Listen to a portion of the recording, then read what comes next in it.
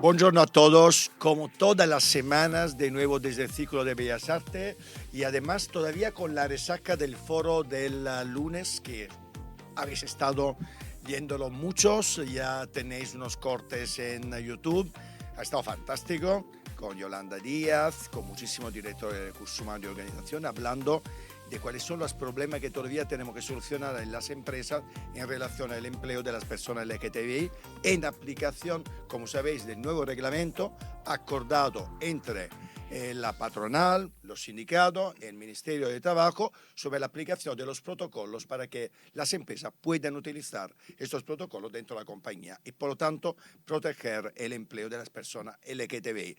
Sin embargo, como sabéis perfectamente, Yolanda Díaz ha llegado a un acuerdo con patronal y sindicatos sobre este tema, sobre la reducción de jornada laboral, ni de broma, ni han llegado a un acuerdo. Y me parece que tampoco van a llegar. Sabéis que ahí el contraste cuál es, que la COE dice que ya hay muchos convenios colectivos donde ya hay una reducción de jornada de hecho, sin embargo el Ministerio de Trabajo quiere aplicarlo de una forma prácticamente global a todas las empresas, pequeñas, grandes, multinacionales, etc. Y según la COE no es necesario ni es posible para la productividad. Vamos a ver cómo acaba la cosa. Pero hoy, el programa de hoy, además de la entrevista con Yolanda Díaz, que tiene tela, tiene titulares, hoy la vamos a empezar de una forma un poco especial. Tenemos a un matrimonio, voy a entrevistar a un matrimonio muy bien avenido. De José Manuel Margallo, García Margallo, que ya lo conocéis, además que viene a presentar uno de sus muchos libros, pero también es su mujer, que la conocéis poco, pero hoy la vais a conocer. Y viene también a presentar un libro. Maribel Barreiro nos presentará Historia desde el atardecer. Vamos a empezar por dónde. Hombre, primero, yo no me creía que te ibas a retirar. Es que no me he retirado. ¿De verdad? Es que no me he retirado. Bueno, pero ya te has la retirado de la política institucional. institucional. Pero dime una cosa, ¿te han echado o te has ido? A ver, cuéntanos. La verdad es que me he ido. ¿Te has ido? Otra cosa es que hubiese gente en mi partido que desease que me fuese. Sí, pero sí. lo cual me alegra poderles hacer felices también a ellos.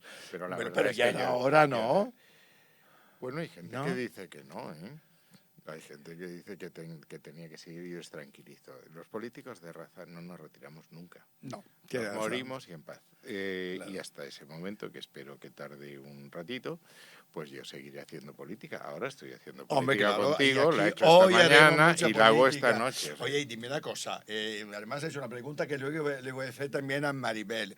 Hazme un pequeño balance de estos cuantos, 50, 60 años. Bueno, yo empecé en política en oposición democrática cuando tenía 16 y ¿De qué son? voy a cumplir 80 en El oposición. 13 de agosto, que te vamos a felicitar todos. Y ya cuando en este país se restablecieron las instituciones democráticas y las libertades básicas, pues fui diputado constituyente por Melilla, volví a ser elegido en el 79 en lo que ha sido mi partido de toda mi vida, que es la Unión de Centro Democrático. Y luego pues me retiro exactamente, dejo de ser eurodiputado el 16 de este mes. O sea que me estás cogiendo en los estertores. Total. Oye, ¿y qué valoración haces de esta carrera tan larga? ¿Has conseguido tus objetivos? ¿Te has quedado con algo que no has hecho? ¿Con alguna responsabilidad que no has tenido? ¿Qué te ha quedado como algo no conseguido, como reto yo a no ti no te conseguido? voy a engañar, estuve hasta en tu boda. Me hubiese gustado Sí. ser presidente del gobierno, ¿A pero que no sí? lo he sido. Oye, ¿y por qué? ¿Por qué? ¿Tú crees que no has podido llegar a eso? Bueno, yo lo intenté, pero no, la verdad es que no salió. Bueno, tampoco era fácil, pero ser ministro de Asuntos Exteriores de tu país Es una gran es responsabilidad. una gran responsabilidad. Ser la voz de España fuera de tus fronteras es un honor. Hoy he comido con uno de mis colaboradores, que ahora es magistrado del Tribunal de Justicia de la Unión Europea, que estuvo en asesoría jurídica, y la verdad es que nos hemos felicitado mutuamente porque hicimos muchas cosas. Hicimos un cuadro normativo que no existía, se había intentado 4 veces, nada menos que 3 leyes: la Ley de Acción Exterior, la Ley de Tratados, la Ley de Inmunidades Hicimos el reglamento de la carrera que necesitaba ser actualizado desde 1955. Hicimos un marco conceptual, que era la Estrategia de Acción Exterior a 4 años, la primera. Entramos en el Consejo de Seguridad peleando con Turquía, cosa que no fue fácil. Restablecimos las relaciones con Estados Unidos, que estaban muy deterioradas después del paso por Moncloa de José Luis Rodríguez Zapatero. En fin, hicimos unas cuantas cosas. Hicimos unas cuantas cosas. Además, yo soy un político singular. Yo lo anuncié en mi toma de posesión y hice un libro a mitad de carrera que se llama Todos los cielos conducen a España. Por cierto, el único libro que exhibió el rey en las fotos oficiales de su 10º aniversario, en que explicaba qué era lo que quería hacer. Y me acuerdo del presidente del gobierno, que es mucho más prudente que yo, era mucho más prudente que yo, me dijo, ¿cómo vas a hacer eso? Digo, ¿por qué no? Dice, porque si no logras hacerlo, digo, bueno, explicaré por qué no las pude hacer, pero me parece mucho más sensato decir lo que quiero hacer, por aquello tan español de no hay viento favorable para el que no sabe a dónde va. Claro. Oye, José Manuel, ¿te consideras que has sido un político rebelde dentro de tu partido? No, he sido un político heterodoxo. Yo lo que no soy es un político cortesano, y creo que la lealtad como el 90% de los políticos actuales. O 95, quizás me quedo corto con el 90%. El yes minister es lo poco que hemos importado de la política del Reino Unido. Bastante, no, sí. Yo creo que siempre he creído, y lo sigo creyendo, que mi lealtad consiste en decir cómo veo las cosas. El otro, mira, tú que eres hombre culto y leído, hay una biografía de Hitler que hizo Jan Kershaw, que decía que el Führer no mandaba porque no tenía necesidad de mandar, porque nadie alzaba la voz hasta saber cuál era la dirección que el Führer quería montar, y que todo el mundo trabajaba en la dirección del Führer. Yo siempre he sido leal a mis jefes, a los distintos presidentes que he tenido en mi partido, pero siempre he considerado que esa lealtad consistía en decir cómo veía las cosas. Por esto probablemente no has sido presidente del gobierno. O candidato a serlo, ¿no? No, yo creo que por más cosas. Es que la vida interna del partido no la he dominado nunca. Yo he estado mucho Ni más... te ha gustado mucho, ¿verdad? No, para ser exacto, no. Pues entiendo que en la política hay que estar en un partido. Sí, probablemente puede llegar a... Pero no entiendo la obediencia al partido como entrar en una secta religiosa. Sí, o como una jerarquía cerrada. Sí, sí. Oye, y Maribel, ahora te pregunto a ti, ¿cuántos años llevas con Margallo? Pues yo creo que... Te lo diré yo porque... 31. 31. Pasamos 30. 30. Oye, ¿y qué balance haces tú de tu vida con José Manuel? Hombre, con José Manuel no te aburres nunca. No, ya imagino. Él es un hiperactivo intelectual. Y entonces siempre estás descubriendo cosas. El único problema es que tienes que buscar tus propios espacios, porque lo invade todo. Si no, no te los deja. No. Él es un tsunami que te... Yo no diría que los invado, yo bueno, diría que los ilumino. No es tu turno, no es tu turno de palabra. No es tu turno de palabra. Pero tienes que defender tus posiciones. Lo que pasa es que, pues es un tío inteligente y sobre todo llega un momento en que sabe que yo si me planto, me he plantado. Ajá. Él está ahí siempre buscando cómo consigue 2 centímetros más, pero bueno, ha sido un juego de florete. Nuestra vida ha sido un juego. Oye, y tú has sido directiva durante muchísimos años en el sector farmacéutico, por lo menos la última etapa que yo he conocido, además, donde hemos trabajado juntos en GSK, un laboratorio multinacional enorme, y después de esa etapa, de repente, te descubro, vamos a presentar primero el libro de Maribel, te descubro, pues escritora. De hecho, yo he leído este libro de Príncipes Azules y otros cuentos que a mí, tengo que reconocerte, me costó mucho. Además, tuve el honor de presentarlo, ¿sí? Este libro, que es un libro que me sorprendió mucho. Cuéntanos un poco de este libro y también de Historias desde el atardecer, que es tu último. Bueno, esto es un problema que tengo siempre con los libros, ¿eh? No sé cómo mantenerlos de pie para que la cámara pueda enseñar. Ahí, vamos a enseñar. Cuéntanos un poquito de qué va tu primer libro. Pues yo he estado trabajando como directiva y como subdirectora en la COE, he sido directora de Pimer, luego llegué a Glaxo, a la farmacéutica, y llega un momento en que lo que quieres es imaginar. O sea, es verdad que tenía facilidades y mis jefes en todo momento, tanto estaba en Glaxo, estuve en el ministerio, Folgado, que hicimos Empresa Nueva, o cuando estaba en Glaxo con Guillermo, te dejaban pensar en cosas fuera de la caja, que realmente a mí es lo que me gusta, porque si no... te aburres. Me aburro. Entonces, cuando ya dejé, me llegó la hora de la jubilación, pues me dije, bueno, pues me voy a dedicar a lo que siempre me ha gustado y que nunca puedes, y es escribir. Pero yo estaba un poco harta de los informes ejecutivos, de los artículos, de las ponencias, y lo que quise es llevar más allá de la imaginación. Y entonces es divertidísimo, porque cuando estás en estructuras fijas, pues hay gente con la que te entiendes más y con la que te entiendes peor, otras que te llevas mejor y otras peor.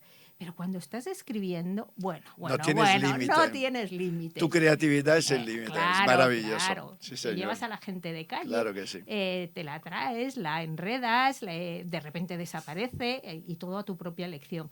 Es lo más cerca de la mano de Dios que he estado nunca. ¡Qué maravilla! Y luego ha nacido una segunda obra, que es Historia desde el atardecer, que esta me parece que acaba de salir, ¿no? Sí, esa la acabamos. Que no sé ya cómo, dónde lo ponemos. A ver, un poquito. Ah, pues mira qué bonito. Mira, esto se mantiene. Se sujeta pues muy fenomenal. Bien. Fenomenal. Cuéntanos un poquito de esta nueva obra. Y luego quiero saber qué opinas tú de lo que escribe tu mujer, claro. Es un marido sorprendido. Es un marido sorprendido. No, de Príncipes Azules y otros cuentos fue el subidón de mi vida, porque yo iba como la autora en busca de un editor y de repente llego así a Pigmalión y dejo mi manuscrito y allí pasa el tiempo, yo pregunto y qué pasa y de repente me llaman y dicen, no, que te lo vamos a publicar. Entonces que nos gusta. Eso ya te da... Subidón, claro, subidón enorme. Y luego el segundo, de Historias desde el atardecer, es un libro de los que yo llamo coral. Yo llevo, cuando terminé en GSK, me planteé, siempre quise hacer literatura después de jubilada. Pero mi hijo me regaló un curso en la Escuela de Escritores y dije yo, no, esto es lo mío, esto es lo que yo quiero, porque no solo te orientan las lecturas, sino que te dan la técnica y demás. Y allí descubrí a unos compañeros de clase y dijimos, oye, ¿y por qué no nos lanzamos a escribir nosotros también un libro coral? Entonces es un libro que tiene 8 relatos de cada uno, que fue muy difícil ordenarlos, yo que soy como muy ordenada mentalmente, es ahí uno, pero que tiene relatos de todo tipo. De los míos tienes ahí uno que a mí me gusta muchísimo, que es el funambulista, que es mi propia versión de la Metamorfosis de Kafka. Ah, qué bueno. Y bueno, pues y después tienes desde los antiguos egipcios, cuando iban los faraones muertos y les pesaban el alma para ver si habían sido buenos o malos. Es un recorrido por la historia, Sí, es que bueno. Son 8 relatos que no tienen nada que ver entre sí. Ajá. y que unas veces es realismo mágico, otros me dicen que son marcianos. Oye, qué ganas de leerlo. ¿Y a ti te gustó? ¿Te ha gustado este último? Me ha gustado tanto que te he pedido que la reedición de un libro mío que se llama Memorias heterodoxas de Extremo Centro. Sí, que estábamos hablando antes de qué título daba, ¿no? Lo escribamos a la limón. Y ya estamos en eso. Tiene un estilo radicalmente diferente. Muy diferente al tuyo, claro. Que más de ensayo, claro, por razones obvias. Que como antes me ha ridiculizado delante tuyo, voy a repetir exactamente lo que ha dicho. Dice, su libro dice, nací el 3 de agosto de 1944, su versión dice, yo era un bebé bastante lucido. Claro. Entonces, yo creo que puede salir una mezcla bastante interesante. Hombre, y la vamos a leer, pero bueno, vamos un poquito a la actualidad. Y luego volvemos a la literatura, hablamos de tu último libro, que me parece fantástico. Y del que voy a sacar. Y del que vas a sacar también. Una pregunta directa. Alberto Feijóo, ¿va a ser o no va a ser presidente del gobierno en algún momento? Hacemos una previsión de Bruja Lola. Yo creo que va a ser presidente del gobierno. Lo que me gustaría es que fuese presidente del gobierno no solo por deméritos del actual, que son muchos, sino también porque sea capaz de comunicar, porque tenerlo lo tiene, un programa vertebrado en 3 ejes. Una idea de España. Parece esencial tener una idea de España, qué quieres hacer con tu país si los electores te dan su voto. Un programa de regeneración democrático. Este país necesita como agua de mayo airear las instituciones para que los ciudadanos recobren la fe, la confianza. en la política, la confianza en la política. Y en tercer lugar, un programa económico volcado hacia el futuro. Es decir, yo creo que estamos en una era nueva, en una revolución más importante que la revolución industrial, en donde tenemos que aumentar algo que es lo que nos falla, que es la productividad. Si no aumenta la productividad... Pero antes de ir a eso, ¿qué problema de comunicación tiene? No sé si Feijóo o el Partido Popular, porque hay que reconocer, vamos a decirlo clarísimamente, que todas las últimas elecciones es verdad que las ha ganado el Partido Popular de una forma además bastante contundente, bastante holgada, pero no gobierna. Y hay que reconocer también, como yo he dicho en muchísimos casos, que los últimos días o semanas de campaña electoral siempre se le atragantan al Partido Popular. Será porque es listo Sánchez, porque es el mejor en la táctica, pero desde luego Alberto no ha conseguido, Feijóo no ha conseguido sacar todo lo que podía, ¿no?, de sus días de campaña, pre-campaña electoral. ¿Qué problema tiene el PP? ¿Qué problema tiene Feijóo con Vamos esto? a ver, yo que soy madridista, por tanto entiendo mucho de fútbol. Y de ganar. Y de ganar. Y de ganar. El problema es que Sánchez siempre juega en casa. Es decir, este libro se llama España Terra Sí, Incógnito. que lo vamos a poner aquí, mira. También, ¿no?, como el de Parezco Mairena, ya ¿no? un vendedor, Claro. parezco un vendedor de libros hoy. Pero Mira, vamos que a se poner llama, tiene un subtítulo que es Asedio a la democracia. Sí.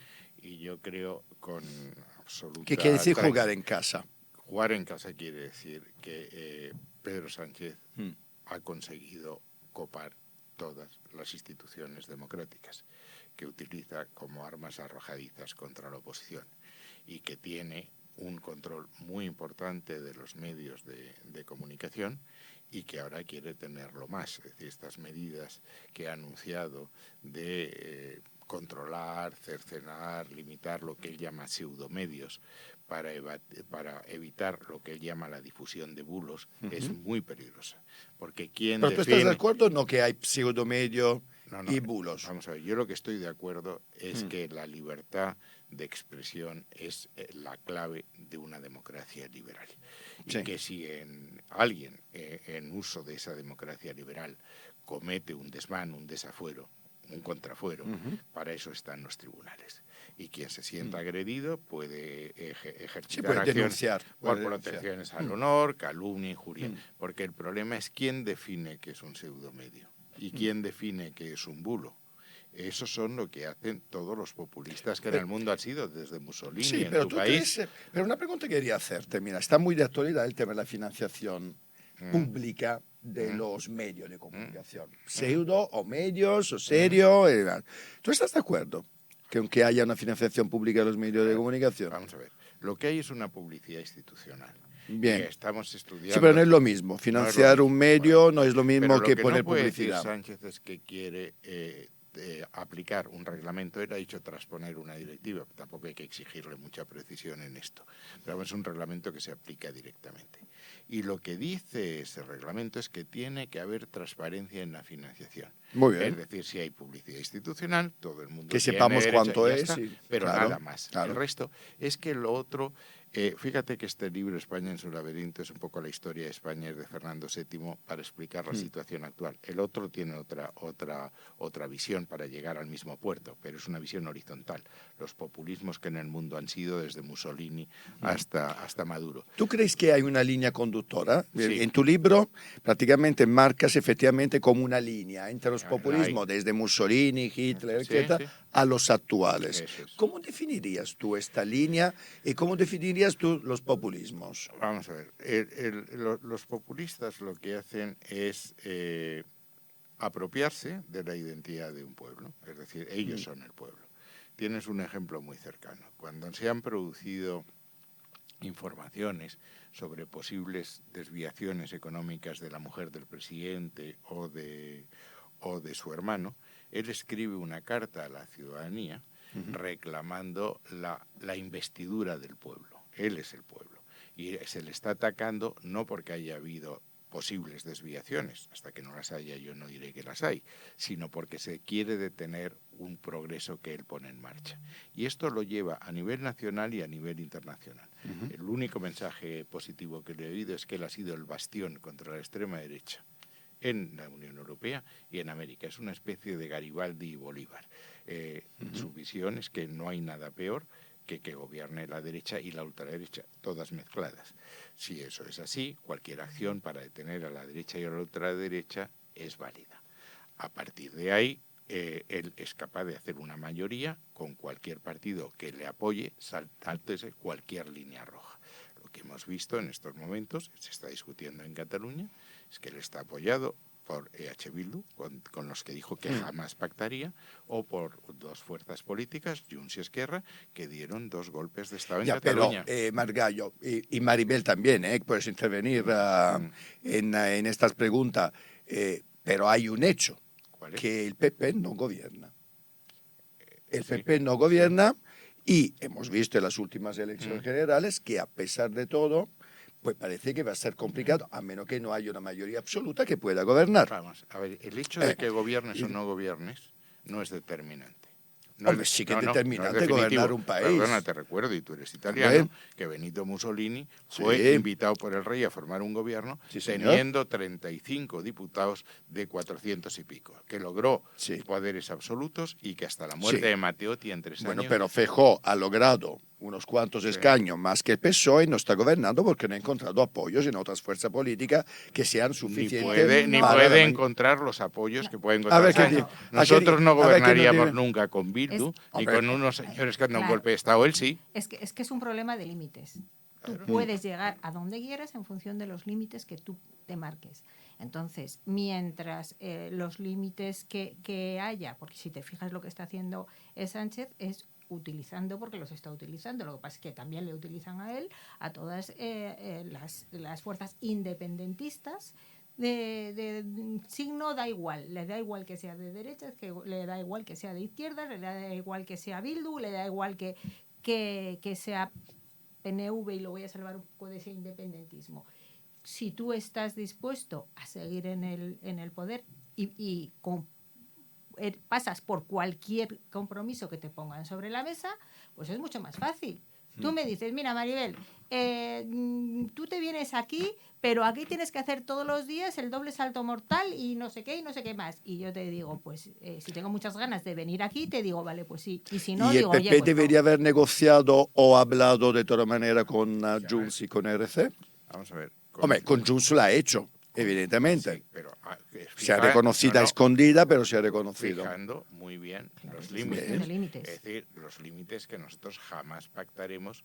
Mira, el que mejor lo dijo es Arnaldo Otegi. La paradoja del gobierno de España es que está sostenido por aquellas fuerzas que quieren destruir España. Bueno, así es. Así es. Entonces, nosotros eso no lo podemos aceptar. Cuando hablas de Junts y Esquerra, aparte de que también quieren separar una parte de España del país, es que ha hecho mangas y capirotes con el Estado de Derecho. Lo que estamos viendo en estos momentos con la ley de amnistía, que el tribunal califica como una chapuza jurídica, dice que se ha hecho a una enorme velocidad, que no hay consistencia entre lo que se quiere, la voluntad política y los conceptos jurídicos que se utilicen, y que hay un enorme contraste entre la rigidez que tiene la Unión Europea con la malversación, con la corrupción y la lenidad del gobierno español. Yo recuerdo a Pedro Sánchez haber dicho que se le caería la cara de vergüenza. Bueno, si él mismo ha dicho que evidentemente ha cambiado de idea en relación a la amnistía, quiere decir, esto lo ha reconocido. Vamos a ver, yo no soy partidario, no soy Claro, partidario 1000 veces, pero de la eso no... rigidez intelectual. Claro. Había un meme, como se dice ahora, en la transición que decía, yo nunca cambio de ideas, una vez tuve una y le tomé cariño. Yo no soy... Oye, pero ¿y lo que no se puede Europa? Pero cambiar- ¿Y hay una Europa qué diferencia entre opina? ideas y principios. Tú puedes cambiar Hombre, de eso ideas, sin ninguna duda. pero los Lo- principios, ya cuando empiezas a cambiarlos, y él ha cambiado Ya. de ideas, multitud Sí, pero de cuando veces, y hablamos de ética, de principios. valores y Ah, claro, principios, pues cada uno pone el listón donde... sí, bueno, pero hay hay una cosas cierta que Pues son objetividad. desafortunadamente es así. No, hay no, cosas hay cosas absolutas, claro, y claras. claro. En fin, yo jamás pactaré con Podemos, pacta Tú, con Podemos. tú has dicho No, yo nunca. Pero no, ¿tú qué has dicho? Sánchez, Yo. Bueno, pues os lo voy a llevar a otro lado. En la Constitución se establecen unos derechos fundamentales que no se deberían de romper, tengas los principios Hombre, que tengas. estamos ¿Sí o totalmente no? de acuerdo. Vale, pues ya las Estamos anoto. to- La igualdad, estamos ¿dónde está? ¿Dónde estamos se ha totalmente de quedado? acuerdo. los valores Claro. en los que se fundamenta la Oye, Constitución. ¿y Europa? Tú has estado ahí hasta hace 2 días. Ujú. Dime una cosa, ¿cuál es la foto que tiene Europa de España en este momento? En este momento no es buena. El informe del Estado de Derecho que se iba a publicar y que ha forzado al gobierno Sánchez a llegar a un acuerdo sobre la renovación del Consejo del Poder Judicial no es buena. Y Pedro Sánchez, cuando compareció a presentar el programa de la presidencia española, por cierto, cuando ya habían transcurrido 5 meses y faltaban Ujú. 15 días para que terminase, hizo algo que yo no había visto jamás en el Parlamento Europeo.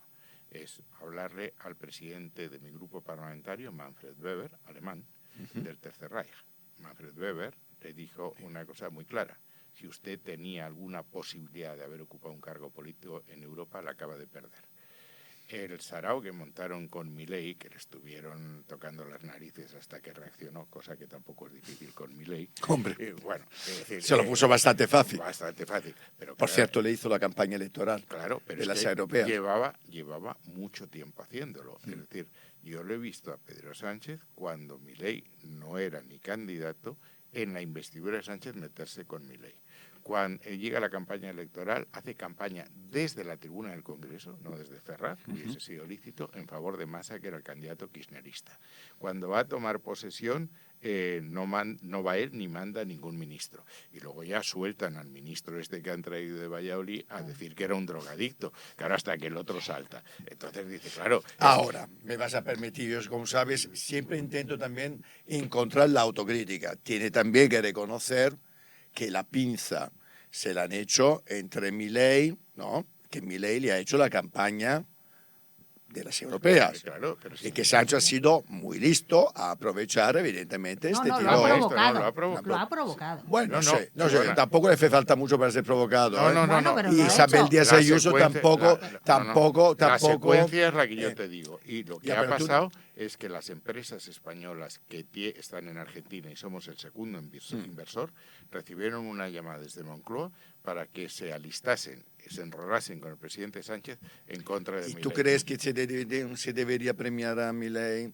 ¿Se debería haber premiado a Milei con una medalla, con una condecoración por parte de Isabel Díaz Ayuso? ¿Y tú crees ¿Cómo que, lo ves? ¿Y tú crees que Sánchez, que se deshizo en el ojo y se puso alfombra roja, al emir de Qatar, que es un feminista reconocido? Bueno, ya, pero yo te he hecho la pregunta en relación a la Venga, medalla te que se le ha dado. Hombre, yo a Qatar no le daría ni agua, Bueno. hasta cuando respeto los derechos humanos, pero yo soy yo y no soy yo quien gobierna el fútbol del mundo ni nada, sino tendría mis propios valores, por cierto, Te para voy poder a hacer decisiones. responder como ministro de Asuntos Exteriores que sí. Mm.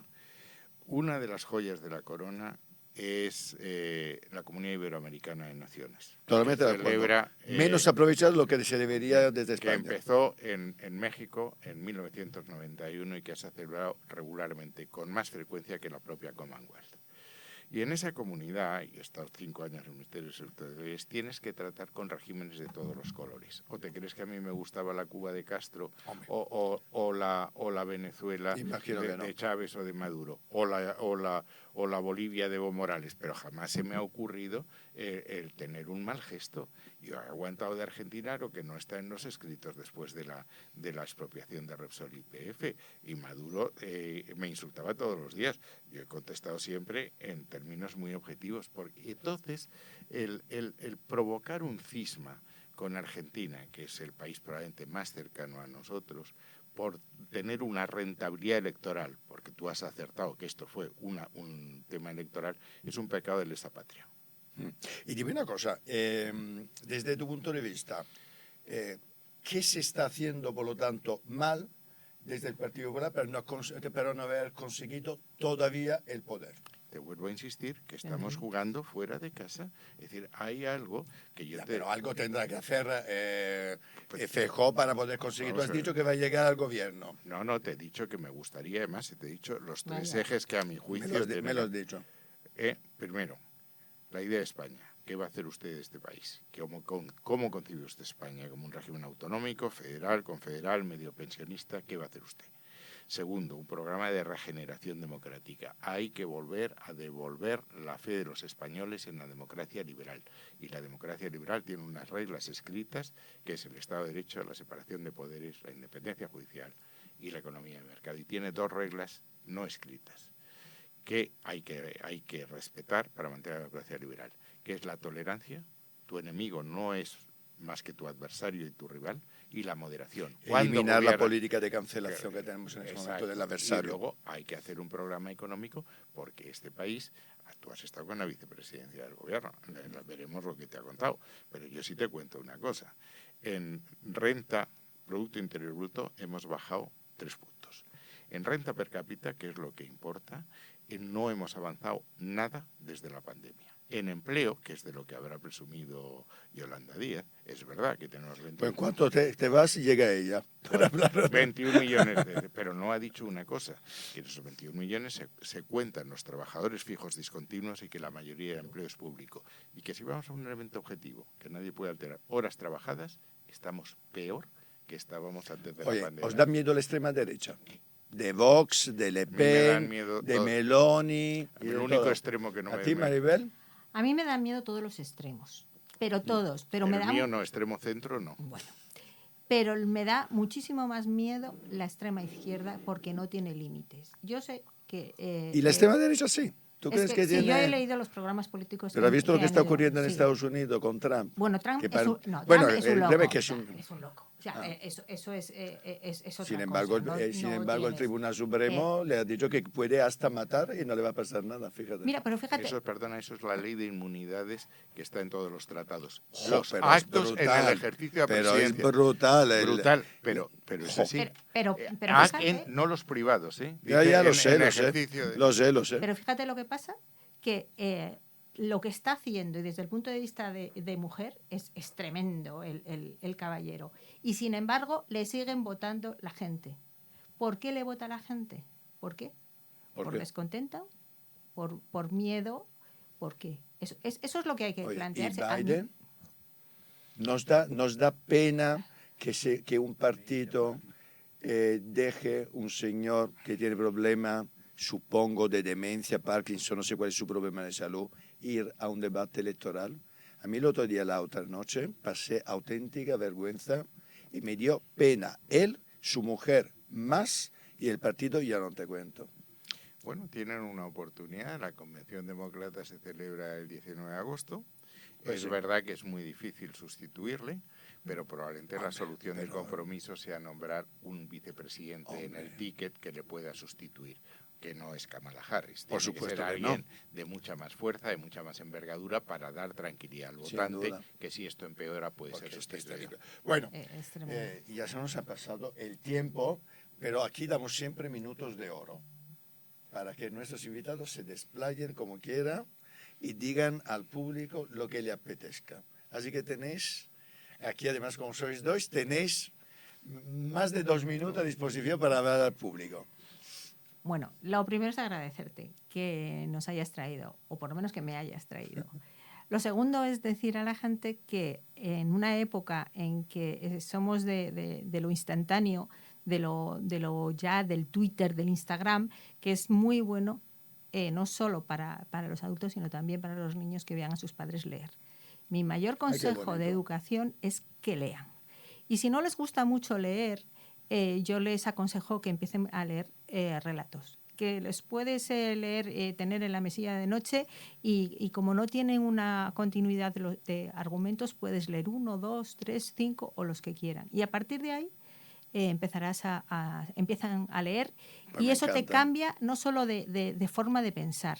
Se ve enseguida cuando corriges un examen o tienes a alguien que encuentras cómo habla y cómo redacta y cómo escribe, si lee o no lee. Entonces, mi consejo es que lean. Por supuesto, que lean de Príncipes Azules y otros cuentos, porque se reirán, que tiene una cierta ironía, que lean Historias Os desde el aseguro que atardecer. merece la pena.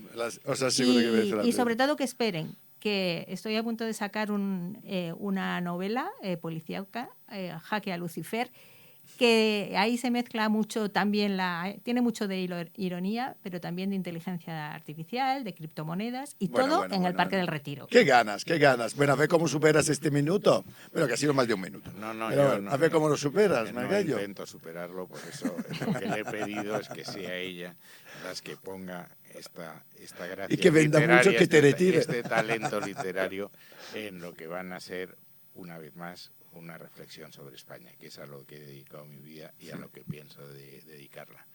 Y que la sociedad civil tiene que ser consciente del momento crucial en la historia en la que estamos. Lo que ha pasado en Francia quiere decir que cuando los partidos políticos tradicionales no dan respuesta a las preocupaciones de los ciudadanos, los extremos que diagnostican los problemas pero son incapaces de dar una solución, o al menos una solución coherente y compleja, triunfan. Y que España lo hemos hecho muy bien cuando nos hemos entendido. Yo fui protagonista, mínimo, pero protagonista de la transición. Con la restauración de Cánovas tuvimos otro momento de esplendor porque nos entendimos, y que cuando nos hemos peleado las cosas han ido mal. Y que la sociedad civil, cuando los partidos tradicionales fallan, los partidos sistémicos no responden, tienen que exigirles una respuesta clara, coherente y adecuada a un momento de cambio histórico como el que estamos viviendo. Pues muchísimas gracias, José Manuel, muchísimas gracias, Maribel, ha sido un placer auténtico. Bueno, y ahora, para que no os aburráis, ya os traigo la entrevista con Yolanda Díaz, que nos espera ya, en pocos minutos.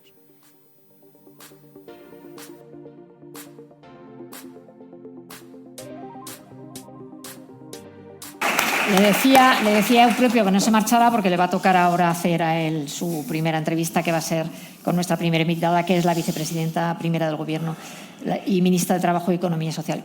Primera no, vicepresidenta del Trabajo y ministra de Trabajo Social y Economía Social, Yolanda Díaz, a la que invito a subir a compartir con Eupropio los próximos minutos y a contestar a todas estas preguntas que dice que va a contestar y que seguramente va a hacer, porque viene con la agenda abierta. Así que cuando quiera, vicepresidenta.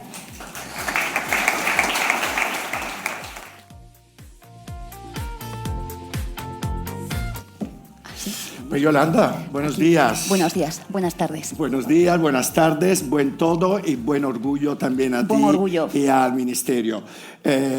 Bueno, primero decirte gracias por parte de todos los trabajadores, porque yo creo que era importante tener un reglamento, unos protocolos claros para que todas las empresas multinacionales, grandes y pequeñas, supieran cómo y qué podemos hacer para tener diversidad LGTBI, que no haya discriminación en las empresas. Por lo tanto, bien. Además, un buen acuerdo con patronal y con los sindicatos. Ahora, esta tarde te toca una reunión intensa, no sé si tensa, porque así como para el reglamento, para la aplicación de la ley trans LGTBI, sin embargo, una ley que está costando mucho, por lo menos encontrar el acuerdo social, es la ley de reducción de la jornada laboral. Me gustaría mucho preguntarte, ¿por qué es tan importante? Y especialmente, ¿por qué crees que en cambio haya tanta resistencia por parte de la COE en este caso? Bueno, en primer lugar, gracias, Eupropio, por invitarme y gracias a ustedes por estar hoy aquí. Creo que todas las mesas de diálogo social, todas las que he dirigido, tienen complejidades manifiestas. El reglamento que vamos a cursar con los derechos de las personas trabajadoras LGTBI fue una discusión, nos acompaña Toño, que formó parte de esa mesa, intensa durante muchos meses. No hay ninguna materia sencilla en el ámbito del diálogo social y no hay ninguna sencilla, sobre todo como en esta materia, en la que abordábamos derechos fundamentales. Digo esto porque nos ha pasado con otros reglamentos, el 901, el 902-20, que también abordaban las materias de igualdad entre hombres y mujeres en las empresas, y no hay aquí ninguna persona, creo que negociadora, de esas 20 y tantas que forman parte de la mesa, pero fue muy duro y muy difícil. Por tanto, cuando se negocia sobre derechos fundamentales, las negociaciones se complejizan. ¿Qué tiene de sustancial la mesa de la jornada laboral? Bueno, tiene algo que ver con la vida de las personas. Tenemos 18 millones de personas asalariadas en España, una cifra récord de ocupación. Mañana vamos a dar los datos de paro, ya les anticipo que van a ser positivos, pero con una cifra récord de ocupación. Tenemos 3,2 millones de personas trabajadoras autónomas, seguro que en esta sala hay personas trabajadoras autónomas.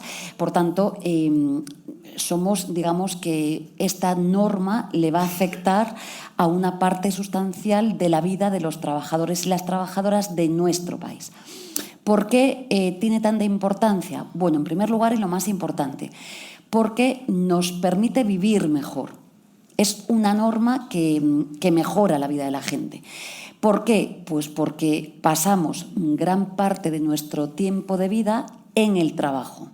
Una parte la tenemos durmiendo y otra parte la tenemos ocupada en el trabajo. Por tanto, ganar tiempo a la vida manteniendo el salario, como es la propuesta que estamos haciendo en el Ministerio de Trabajo, por tanto, elevando los salarios de todo el país hacia arriba, lógicamente es muy positiva. Es tan positiva que en toda la demoscopia que tenemos conocida hasta ahora es la medida más valorada por todos los españoles y las españolas, voten a quien voten. Incluso los votantes de la extrema derecha es la medida que valoran mejor. Fíjate que este debate ya ha ido al Congreso de los Diputados y solamente ha votado en contra de esta norma, de esta medida, la extrema derecha. Es decir, ni siquiera el Partido Popular se ha atrevido a votar en contra, porque hay una convicción de que realmente mejora la vida de la gente. Sin embargo, la COE, una de las... Ahora voy. Pero es verdad, ahora voy. Es verdad que en nuestro país, lo he dicho en la manifestación del 1 de mayo, aquí cerquita justo, hace pues 134 años, ¿no? 105 años que se viene hablando en nuestro país de la reducción de la jornada laboral en España. La primera manifestación del 1 de mayo se convoca en España por una jornada de 8 horas, pero es que llevamos en España con la jornada laboral congelada pues desde hace 40 años. El debate sobre la reducción de la jornada laboral a 40 años se dio en España en el año 83, sin comparar las situaciones políticas, pero de manera semejante. En aquel momento Felipe González hace campaña electoral con una medida que era la reducción de la jornada laboral a 40 horas y llega al Parlamento y con un combate brutal en aquel momento contra la patronal. Invito a que se estudien la hemeroteca y los debates parlamentarios. Con un debate brutal, este debate llega a las Cortes Generales y efectivamente en aquel momento el Partido Socialista dice: yo tengo legitimidad democrática porque tengo un compromiso con la ciudadanía española de reducir la jornada laboral, cosa, por cierto, que la oposición política le reconoce en aquel momento, le dice: es verdad, usted ha hecho campaña con esta medida y por tanto es respetable, pero es verdad que la oposición política dice, si leen las crónicas, más o menos lo mismo que dicen ahora y que han dicho con todas las medidas que yo he desplegado, que lo que dice en sede parlamentaria es que vamos a hacer desaparecer el empleo, nos van a caer las maldiciones y 1000 plagas bíblicas y vamos a destruirlo absolutamente todo. Cualquiera que haya visto desde el año 83 se redujo la jornada laboral a 40 horas hasta hoy, estamos en cifras récord de ocupación, 21,3 millones de personas ocupadas en España, 10,1 millones de mujeres trabajando en España como nunca. Hemos crecido 1 millón en población activa, que es importantísimo en un país. Podría seguir así dando datos hasta mañana. Es decir, que todo el discurso neoliberal que se cierne sobre estas cuestiones no son reales. ¿Por qué se opone la patronal? Es una buena pregunta, porque como sabéis, y he dado la semana pasada los datos en el Congreso de los Diputados, ya hay muchísimas empresas españolas, es más, la media de los convenios colectivos que se firman hoy en España están en 38,2 horas semanales. Entonces, la primera pregunta es que hay que propiciársela a la COE. ¿Por qué usted, si está negociando ya convenios colectivos en muchísimas empresas que no están, ya es muy difícil ver un convenio colectivo que negocie, que pacte una jornada de 40 horas? ¿Por qué razón entonces usted se opone a tener una mesa de diálogo social y por fin modernizar España y poder mejorar la vida de la gente? Esta es la primera pregunta. La que creo que es la respuesta, bueno, una es la razón ideológica, es decir, hacer política con. Pero aquí es verdad que la patronal se sitúa con el extremo derecha, porque, insisto, ni siquiera el Partido Popular está en esta tesis. Solamente Vox está diciendo, y un sector determinado de la patronal cree que esto es muy negativo. Pero ¿de qué estamos hablando en definitiva? Y voy a dar un único dato y luego otro, que es... El otro día, la semana pasada, con nuestro querido Juan Miguel, estábamos aquí con el presidente Zapatero discutiendo sobre la desigualdad en España. Pues bien, hay una materia en la que somos profundamente desiguales en España, y es que desde el año 95 hasta hoy la productividad española ha crecido por encima del 15%. Y los salarios españoles desde el año 95 hasta hoy han crecido al 1,2%. ¿Qué está sucediendo? Que la productividad española está mal distribuida. Está mal distribuida en términos salariales, de retribuciones, pero está mal retribuida en otro de los factores claves de la productividad, que es el tiempo de trabajo. No solamente no reducimos el tiempo de trabajo, sino que en España se hacen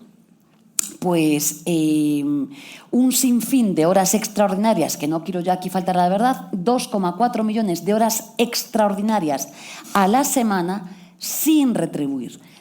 El global de horas a la semana extras superan los 6 millones. Es decir, que tenemos una jornada de 40 horas a la semana, en teoría, pero estamos haciendo más de 6 millones extraordinarias, de las cuales 2,4 millones son no retribuidas. Es decir, que la empresa española, algunas pocas, sabemos cuáles son, están vulnerando los derechos de los trabajadores y las trabajadoras en nuestro país. Por tanto, toca algo tan sensible como es repartir la productividad en nuestro país.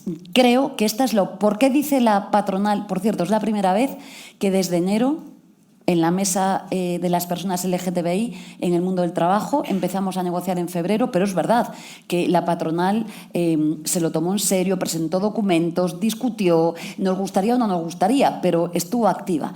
En la norma anterior del subsidio por desempleo, la patronal no solamente estuvo activa, es que hizo un montón de propuestas. ¿Y en este caso? Y en este caso es la primera vez que no solamente no ha presentado un documento, que esto es muy grave, o sea, las mesas de diálogo social tienen que ser respetadas.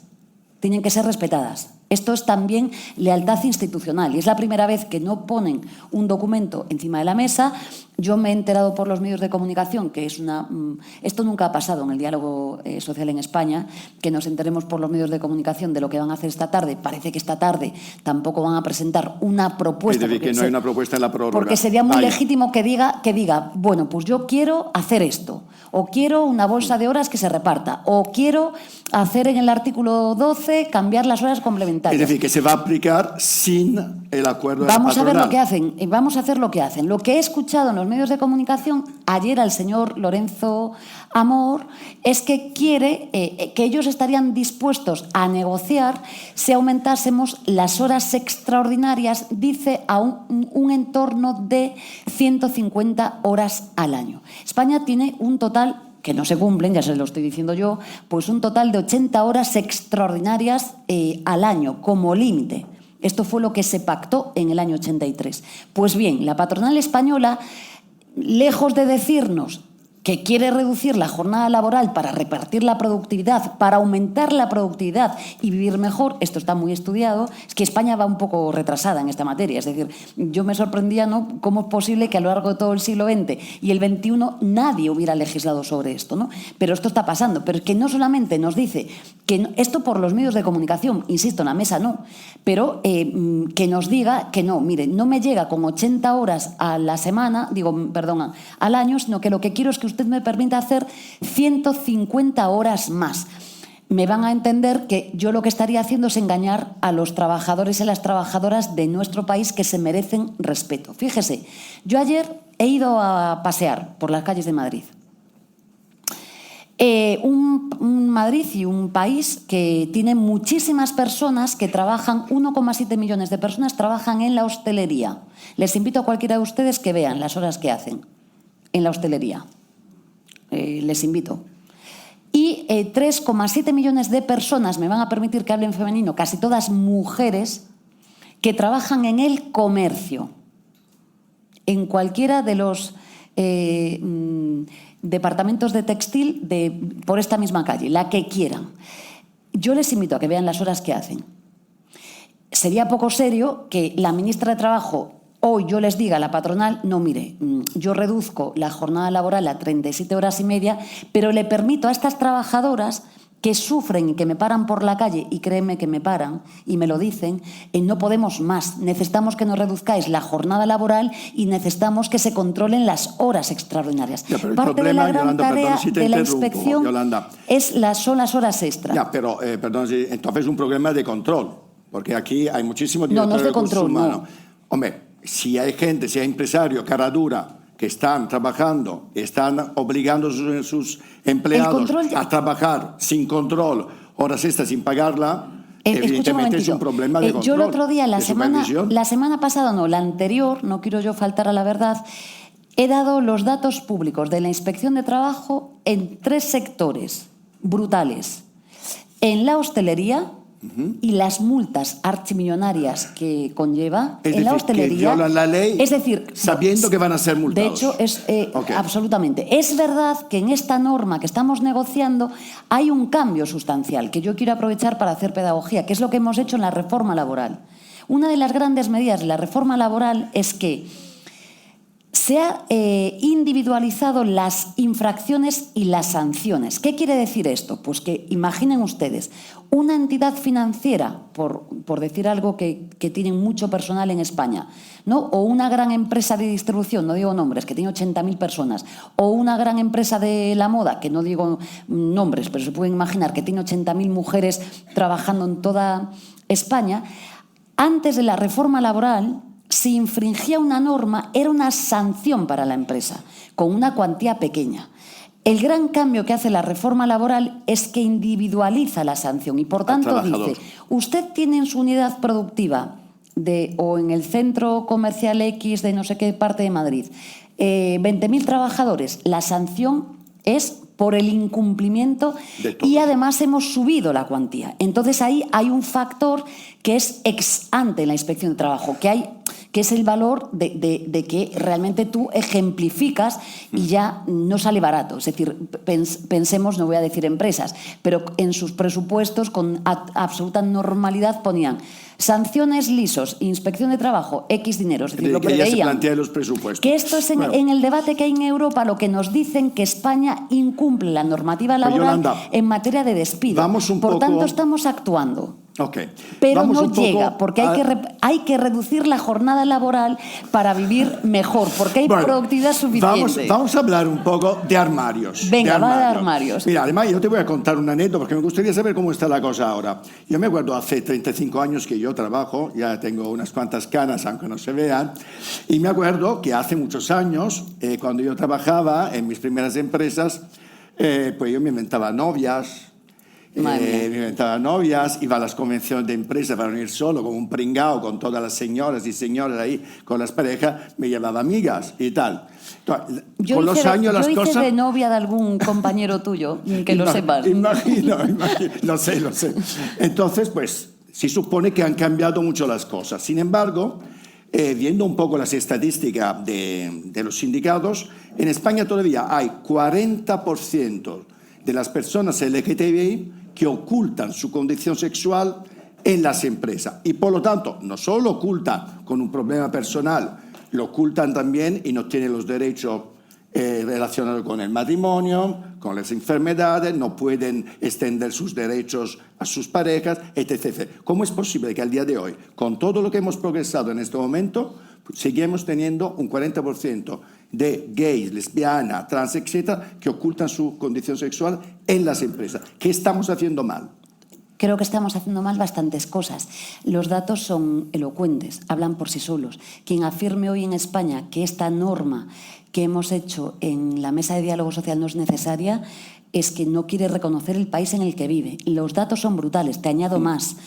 En la docencia, 2 de cada 3 docentes ocultan su orientación sexual sencillamente por 2 factores: miedo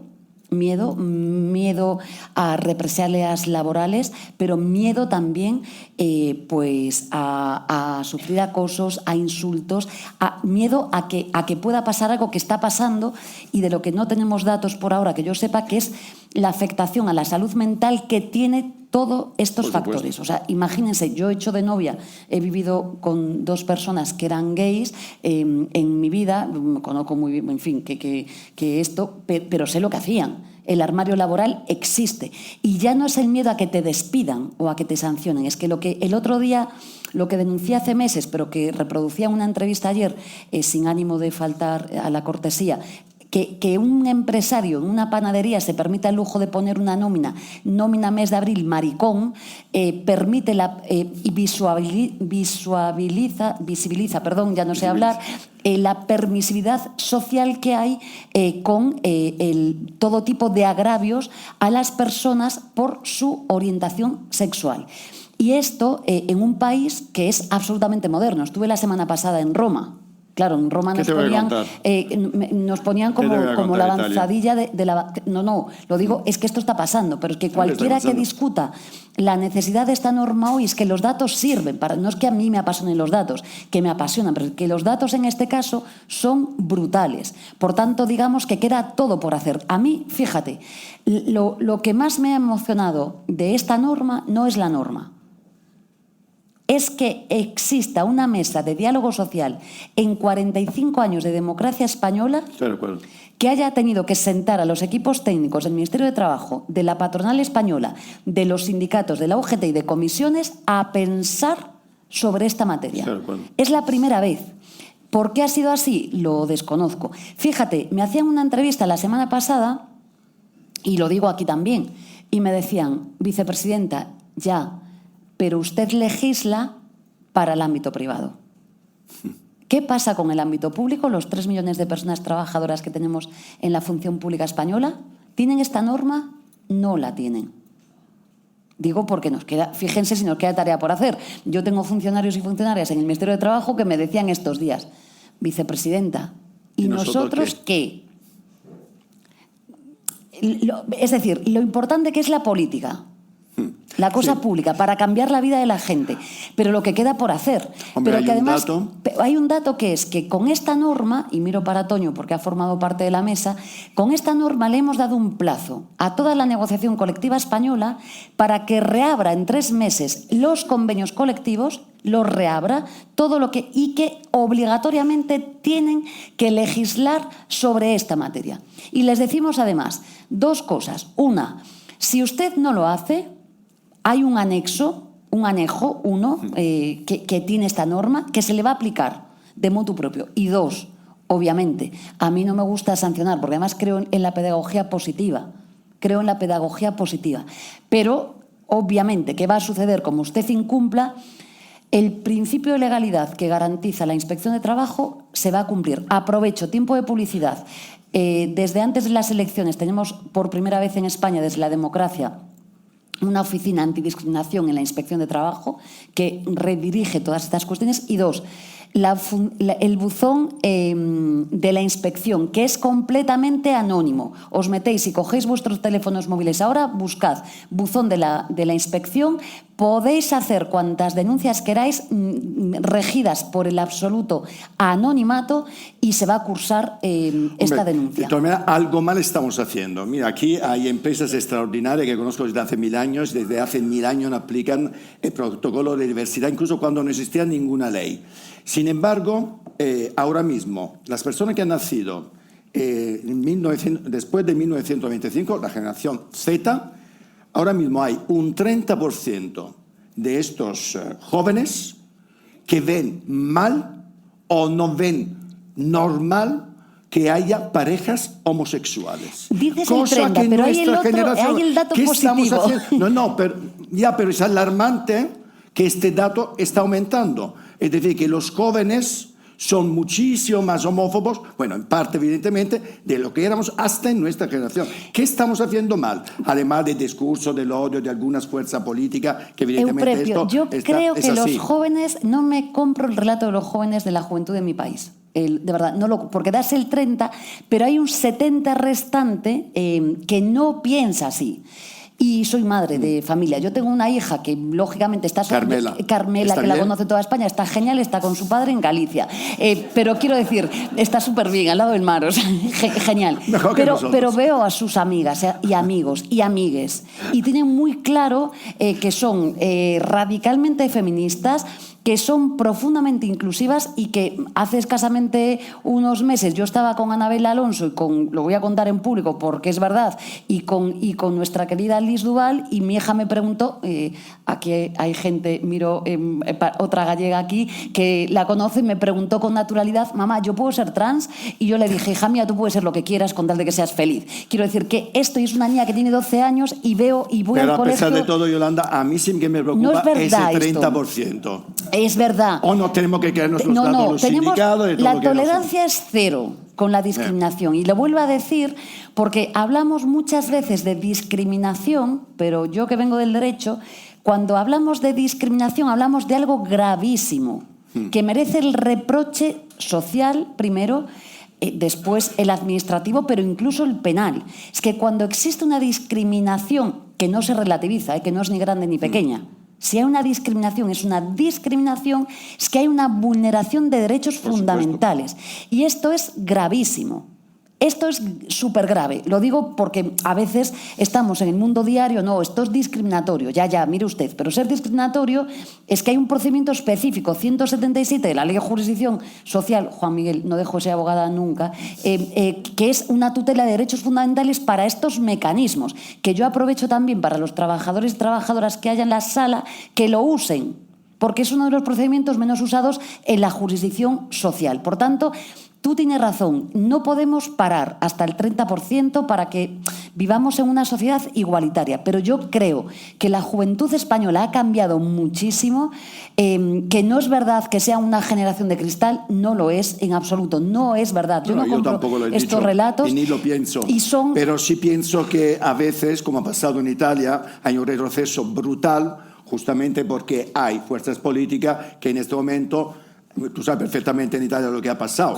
Que incluso los hijos de gays y lesbianas ya no son hijos para los ayuntamientos que no les escriben en el registro. Quiero decir, peor discriminación que esta. Pero esto hasta hace 2 días. Pero si para que alguien, un empresario, ponga en una nómina claro, Abril Marcón, digo, creo que está clarísimo que hay una permisividad absoluta. Pero vamos a ver, yo creo que aquí lo primero que tenemos que hacer es, defender los derechos de todas, de todos y de todes. Ganando los derechos para el colectivo LGTBI, estamos ganando derechos para todas las personas. No compiten los derechos entre sí. El discurso de la extrema derecha y la derecha es falso. No es verdad. Yo no soy homosexual, pero es que gano derechos, concediendo derechos a las personas LGTBI en mi país. Mi hija gana derechos, y nuestros hijos y nuestras hijas. Y además es que el país es así, es que somos diversos, es que somos como nos da la gana. Esto es la libertad. ¿De qué libertad nos hablan? ¿Cuál es la libertad que defiende Ayuso? ¿Esta? La de, me iba a salir en galego, reflectir, la de reflejar en un cartel la Semana del Orgullo con condones, tacones y copas, ¿esta es la libertad? No. Esa es discriminación. Esa es discriminación. Entonces vamos a defender la libertad de verdad, la libertad republicana, la de todos, la de todas y la de todes. Pues Yolanda, me están llamando ya la atención por el horario. Vale. No es culpa mía. Pero puedes hacerme más preguntas si quieres. Bueno, pero esto, a pesar de no ser un debate electoral, como voy a hacer con todos mis invitados de hoy, te voy a dar 1 minuto de oro para que, dirigiéndose a cámara, nos diga lo que te apetezca en relación, por supuesto, al día de hoy, que es empleo arcoíris. Bueno, lo primero es que yo os quiero dar las gracias por esta oportunidad, pero sobre todo porque creo que esto es la primera piedra. Es la primera mesa que es en la que se trabaja en esta materia, la primera piedra, pero queda muchísimo por hacer. Sin duda. Porque las asociaciones LGTBI nos piden, y ahí está en la norma, un reglamento que regule el acompañamiento a las personas trans. Tú hablabas antes, pues ¿qué hacemos con los permisos? ¿Qué hacemos con un montón de derechos que tienen que ser dibujados ahora? Es que queda... Yo pido que me pidan tareas. No me conformo jamás. Uy, aquí hay unas empresas que vamos a llevar poniendo en marcha cosas. Y digo a las empresas, como siempre, es que es la gran oportunidad. Es que ninguna empresa se puede perder el lujo de perder talento de personas LGTBI. O sea, es que es brutal. Igual que digo que no pueden perder el talento de las mujeres, que no pueden perder el talento de las personas LGTBI en nuestro país. Yo sé muy bien, podría dar nombres, no lo debo de hacer, empresas que son pioneras. Podría dar muchos nombres. Aquí hay unas cuantas. Lo sé perfectamente. Yo podría dar más, pero tenemos que socializar eso en España. Tenemos que conseguir que una ferretería de nuestro barrio, que una mercería de nuestro barrio diga, es que está muy bien esto, es que son seres humanos, que tienen identidad de derechos y que además yo quiero contratarlas. Así de claro. Porque la primera barrera que tenemos es que efectivamente... Un compañero mío, que lo he vivido, y aunque no lo viviera, los datos son elocuentes, va a una entrevista de personal y salvo en esas empresas que contratan habitualmente a personas LGTBI, creo que lo más habitual es que ni siquiera den el salto a la entrada en la empresa. Es decir, ya ni siquiera nos adentramos en lo que es la vulneración de derechos strictus sensu. Por eso estamos aquí. Por tanto, pido esto. Y luego la administración pública, porque no podemos tener la parte, es verdad, es mi competencia, no tengo la otra competencia, pero no podemos tener una parte de las empresas y el trabajo en España con una serie de obligaciones y luego decir que la otra parte, que es la que debe ser ejemplar, que es la que debe ir de avanzadilla, que es la que debe hacer muchas cosas, pues carente de estos derechos. Por tanto, yo, esperanza... Toda la esperanza. Creo que la España diversa y la España orgullosa es la mayoritaria. La España que reflejan ellos y ellas es demasiado pequeña, no caben en esa España, es muy pequeña, es muy triste, es muy gris, es la de Delibes con sus 5 horas con Mario y cosas semejantes. Es una España que no queremos ni va a volver. Por tanto, yo no compro el discurso de que le hemos ganado a Gallardón, Euprepio. Es que a veces, es verdad, es que a veces necesitamos referentes positivos. Yolanda, ya son 3 minutos de oro. Me quedo ya. Vale. No, pero lo digo porque a veces me dicen, es que podemos perder cosas o ganarlas, porque es verdad, las mujeres y los hombres feministas en este país derrotamos a Gallardón con el aborto. Sí. Bueno, pues ya está. La España de este siglo no va a dar marcha atrás, de ninguna de las maneras. Y creo que la clave, y esta es lo más sensible, está en la educación. Sin duda. Sin duda. Gracias, Yolanda. A vosotros. Muchísimas gracias. Gracias.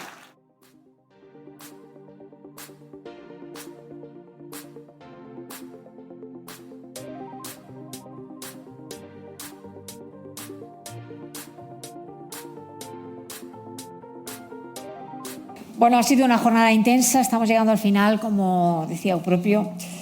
plena de información, estrategia, gestión de recursos humanos y laborales, de sensibilidad hacia el colectivo LGTBIQ+, en las empresas que han estado aquí y en muchas más, pues que evidentemente por cuestión de tiempo no pueden estar.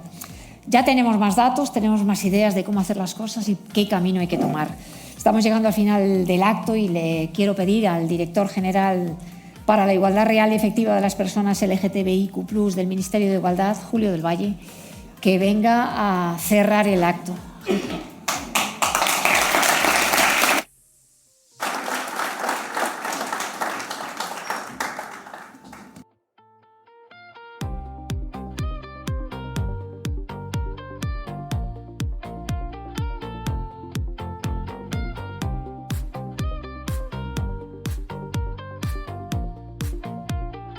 Bueno, muy buenos días a todos, a todas, a todos. Muchas gracias, Euprepio, por invitarme a este acto.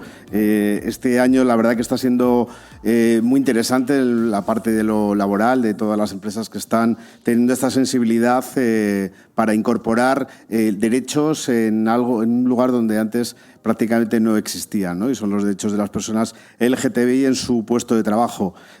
Bueno, me imagino que todos y todas sabéis que pasamos mucho tiempo en nuestras empresas.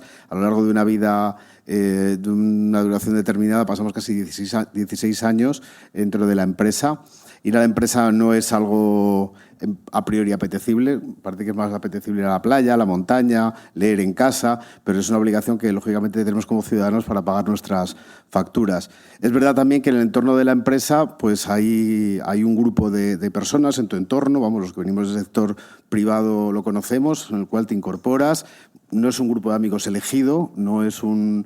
ya estamos con las dos primeras excepciones. La primera, no vamos porque nos apetezca especialmente. Dos, no estamos tampoco con un grupo de iguales ni de amigos. Y luego la tercera parte es que hay, lógicamente, una competencia para hacer carrera profesional dentro de las empresas. Esos tres imponderables nos acompañan a lo largo de toda la vida en algo que es tan necesario y útil como trabajar y que también nos desarrolla profesional y socialmente. Ante eso, muchas veces, a lo largo de estos últimos años, de muchos años ya, los derechos de las personas LGTBI se quedan en la puerta.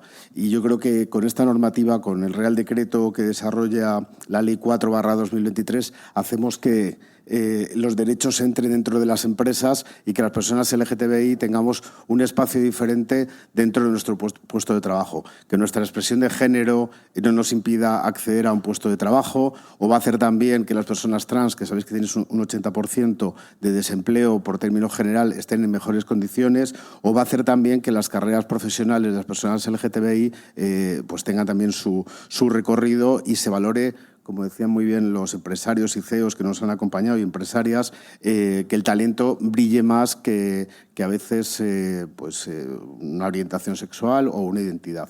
La identidad es algo que se construye desde la persona. La máxima expresión de libertad es construir tu propia identidad y mostrarla públicamente, o tu orientación. Para la libertad se necesitan derechos. Para los derechos se necesita también igualdad. La igualdad habitualmente no se da por sí misma en nuestras sociedades, sino que hay que construirlas a través de legislación y, por supuesto, de debate político.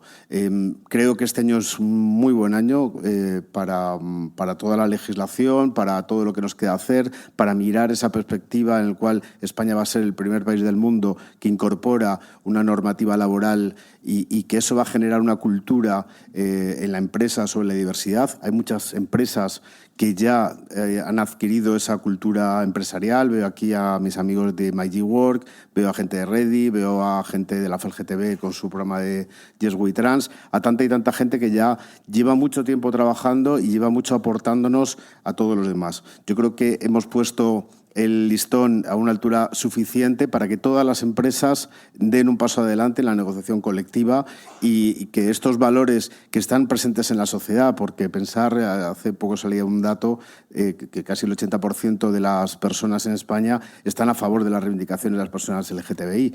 Somos el cuarto país del mundo en cuanto a cumplimiento del derecho de las personas LGTBI. Todo ese magma está en la sociedad y tiene que estar también en las empresas. Yo doy fe de que va a ser así, porque los CEOs nos lo están diciendo, quieren incorporar esa mirada a sus productos. Estamos en una sociedad compleja que quiere productos y servicios que se correspondan con el ADN de la propia sociedad, y el perder una mirada como el de las personas LGTBI en la elaboración y haciendo esos productos y dando esa mirada de innovación en una sociedad occidental como la nuestra, pues sería perder bastante. Así que yo os animo a todos, a todas, a que demos ese paso adelante. Va a ser un paso largo porque si es verdad que el Real Decreto obliga a que dentro de 3 meses empezamos a tener ya las primeras medidas planificadas en el marco de las empresas, pero bueno, tampoco hay que desanimarse en esta tarea. Vemos que los planes de igualdad, todavía hay empresas que no tienen planes de igualdad y son del año 2004, y eso hay que decirlo aquí y hay que reivindicarlo, pero creo que es importante que sigamos esa estela. Uno, por una obligación legal, y otra, que me parece más importante, por una obligación ética que tenemos todos y todas. Así que os animo en este esfuerzo. Gracias, Euprepio, por hacerlo en esta semana, que vamos todos un poco de cabeza. Pero es algo que no acaba aquí, como bien decía. Vamos a tener que hacer muchas más jornadas a lo largo del año. Vamos a compartir muchas experiencias. Tenemos ya los documentos. Tenemos que ser capaces también de decir, oye, ¿qué está funcionando bien para adaptarlo a mi realidad, a mi entorno, para que mis trabajadores estén más protegidos en entornos más seguros? Y seguro que nos veremos muchas más veces. Así que muchísimas gracias a todos, a todas, a todes, y nos vemos en el Orgullo. Feliz Día del Orgullo.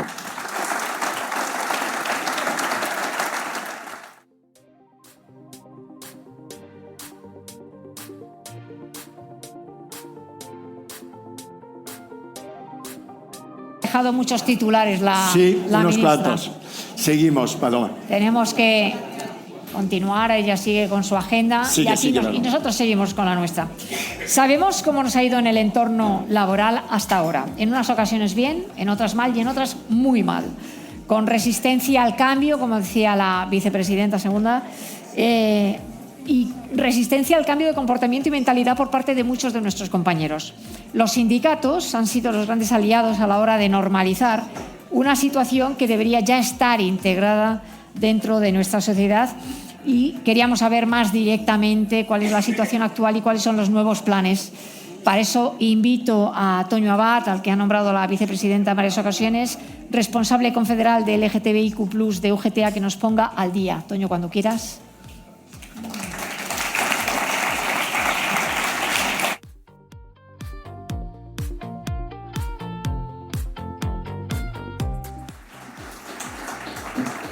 Muchísimas gracias, Paloma. Qué pena que la vicepresidenta se haya ido, porque decía, yo pido faena, y yo quería darle faena, quería darle tarea. Y es que si en la administración pública no hay medidas, pues que se abra la mesa del diálogo social para desarrollar estas medidas que son tan importantes en la administración pública como en las empresas privadas. Hemos dado un paso, pero hay que seguir dando pasos, y evidentemente esta de la que voy a hablar hoy es una materia de mínimos. Podemos ir mucho más allá. Agradecer efectivamente al presidente del Círculo de Bellas Artes por acogernos en su casa, en el Templo del Pensamiento, de la Palabra, a Euprepio Padula por organizar estas jornadas con este atril vestido del arco iris, ¿no? Qué fácil es reivindicar y celebrar el orgullo sin irnos a carteles chabacanos con la bandera arcoíris, que es la bandera de la tolerancia y la bandera del respeto y de los derechos fundamentales. Es muy sencillo, no hay que irse a innovaciones y a cosas que están fuera de lugar. Me toca hablar en 10 minutos, que es resumir 5 años de trabajo y es súper complicado, pero voy a contaros algunas cosas que yo creo que son muy importantes para contextualizar por qué esta materia era importante y había que hacer una regulación y había que tener un reglamento de desarrollo de ese artículo 15.1.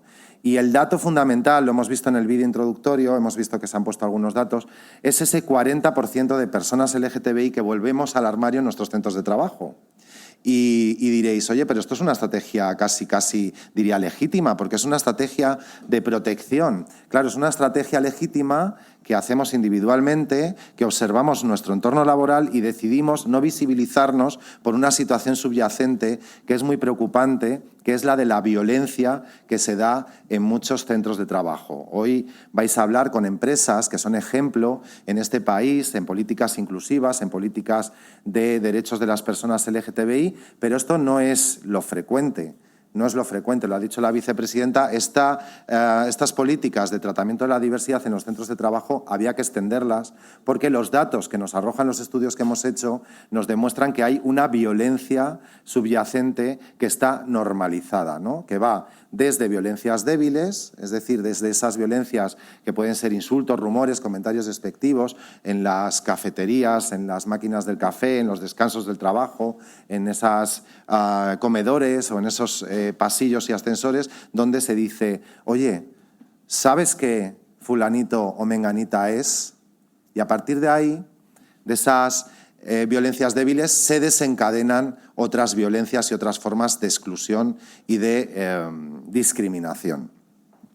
Claro, si analizas las violencias, sabemos que ese 78% de personas LGTBI que consultamos en nuestros estudios reconoce que ha sufrido alguna forma de violencia. Es que hay un 20% de personas trans que no reconocen que trabajan y han sufrido violencias de carácter sexual, agresiones sexuales, tocamientos, insinuaciones, y que se hace además en silencio. Y cuando preguntas, te dicen, mira, además he sido rechazada en uno y otro trabajo de forma sistemáticamente. Un 55% de personas trans nos dicen, hemos sido rechazadas de forma directa o indirecta en procesos de selección. Por lo tanto, hay además un problema en el acceso al empleo, que hace que haya un grupo de personas dentro del colectivo LGTBI que está excluida del mercado laboral y que vive situaciones de exclusión, ¿no? Teniendo que dedicarse a la economía no formal. Básicamente, todos sabemos a qué nos referimos cuando hablamos de la economía no formal,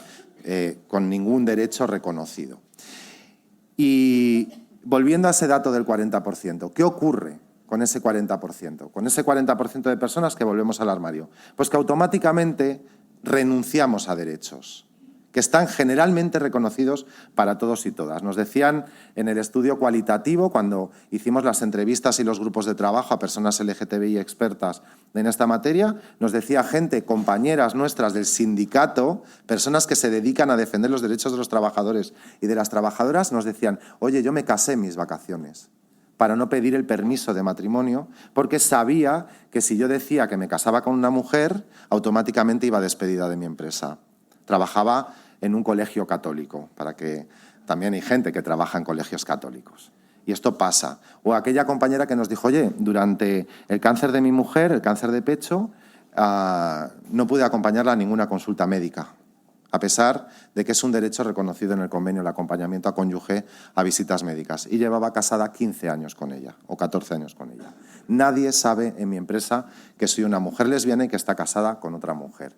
Por lo tanto, todos esos derechos que están muy vinculados al ámbito familiar se pierden una y otra vez y además de manera normalizada. Lo dice nuestro estudio, el estudio que hicimos en 2020 y en 2023, pero lo dicen otros estudios, por ejemplo, el acreditadísimo estudio de la Red de Empresas por la Diversidad, de REDI, que hizo para BBVA y ha publicado recientemente, y el Banco Mundial. Es decir, lo dicen también las empresas, ¿no? Y esto es lo importante, porque cuando ha dicho la vicepresidenta que ella no sabía muy bien por qué esto se había producido, pues se lo vamos a decir.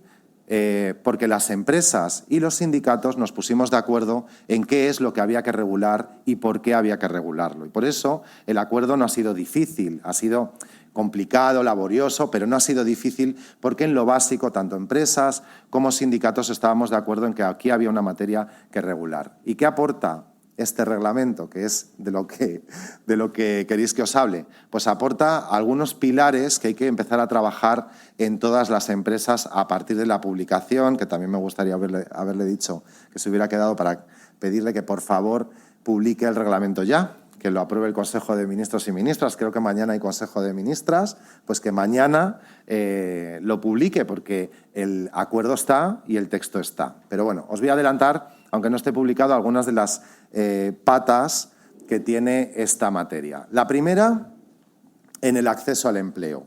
en el acceso al empleo, en los procesos de selección. Hoy creo que tenéis una mesa de responsables de recursos humanos. Hay que revisar todas las fases de los procesos de selección para eliminar los sesgos de carácter discriminatorio, voluntarios o involuntarios, que existan en estos procesos. Porque sabemos que la discriminación que se construye en base a un prejuicio que hay construido socialmente, que tenemos las personas LGTBI, ese prejuicio que viene de esa historia que tenemos donde para la Iglesia hemos sido pecadores, para la medicina enfermos y para la ley delincuentes, que ese prejuicio nos construye como personas poco confiables. Las personas que somos ridiculizables automáticamente es porque somos poco confiables y eso tiene un impacto muy importante en el acceso al empleo y en la carrera profesional. Por lo tanto, la primera pata es analizar esas fases de los procesos de selección y eliminar los sesgos de carácter discriminatorio. La segunda gran pata es la formación. Hay que formar a todas las plantillas. No basta con que esto sea un tema que se trabaje en la oficina y que luego la fábrica y el almacén esto no descienda. Hay que hacerlo en toda la empresa. Es decir, está muy bien las iniciativas de las empresas en las que esto se trabaja, pero hay que hacerlo descender a las taquillas, a los vestuarios, donde suceden los hechos de discriminación y donde suceden las violencias. Y para eso hay que formar. ¿Y en qué hay que formar, diréis? Pues hay que formar en estas medidas. No hay que irse a formaciones en el abecedario de la diversidad, a experimentos. No, no, no. En estas medidas. Las plantillas, todas las plantillas, tienen que conocer cuáles son estas medidas. La tercera gran pata es un protocolo contra el acoso discriminatorio, herramienta que es un procedimiento y es fundamental para proteger a la víctima de las agresiones y de las violencias y para castigar al agresor. Y, por lo tanto, hay que modificar los regímenes disciplinarios en las normativas de las empresas, tanto el régimen disciplinario que esté en convenio como en las normativas aplicadas y aprobadas en las empresas. Porque estas sanciones hay que hacerlas. Os cuento una anécdota, Paloma, no sé si me estoy pasando muchísimo del tiempo, pero os cuento una pequeña anécdota que nos decía una empresa de la industria, nos decía, oye, hemos despedido a un directivo nuestro porque envió un correo electrónico, se equivocó de destinatario, un correo electrónico en el que hablaba de otra persona de la empresa en estos términos. Lo voy a decir, este maricón de mierda que se dedica a meterse cosas por él, tal. Bueno, pues en estos términos se equivocó y lo mandó a toda la dirección de la empresa, ¿vale? En vez de mandárselo al destinatario, se equivocó y lo mandó a un grupo de destinatarios. Entonces la empresa lo despide y él recurre el despido. Y el juzgado declara que es nulo, que tienen que readmitirlo, además de indemnizarle, por una vulneración de derechos fundamentales por dos motivos. Primero, porque entiende que es correspondencia, bueno, ahí hace una interpretación jurídica determinada, y segundo, porque no hay sanción estipulada en esta conducta. Es decir, cualquiera diría, oye, en otros términos, esta conducta hacia otra persona tiene que estar sancionada en las empresas. No se puede permitir, ni por origen, ni por discapacidad, ni por pertenencia a grupo, ni por ser mujer, ni por ser... por ningún motivo.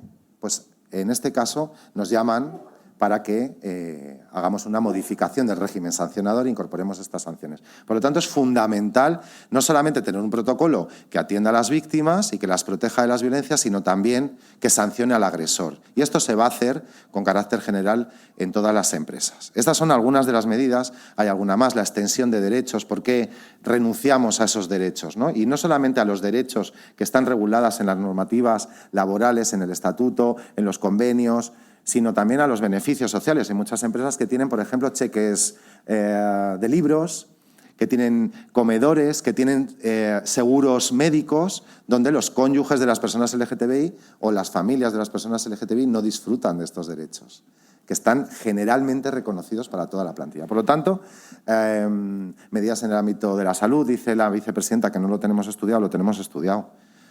En el ámbito de la salud mental, es que hay un 20% de las personas LGTBI que nos contestaban en nuestro estudio, que nos decían que esto había empeorado su salud mental por depresiones, ansiedad y estrés cronificado, incluso con desarrollo de patologías musculoesqueléticas e incluso gastrointestinales. Un 20% de las personas LGTBI vinculaban su estado de salud mental a las situaciones de disociación de su vida personal, falta de derechos. En fin, vaya, me estáis mirando con una cara de... Esta es la realidad y esto es por eso hemos desarrollado esta normativa. Muchísimas gracias por darme este tiempo precioso para explicarlo. Estoy orgullosísimo de que Euprepio y su gente haya hecho este acto y os animo a que sigáis luchando por la diversidad en el trabajo, por el talento y por el respeto de todas las personas LGTBI en esta Semana del Orgullo y durante todo el año. Muchas gracias.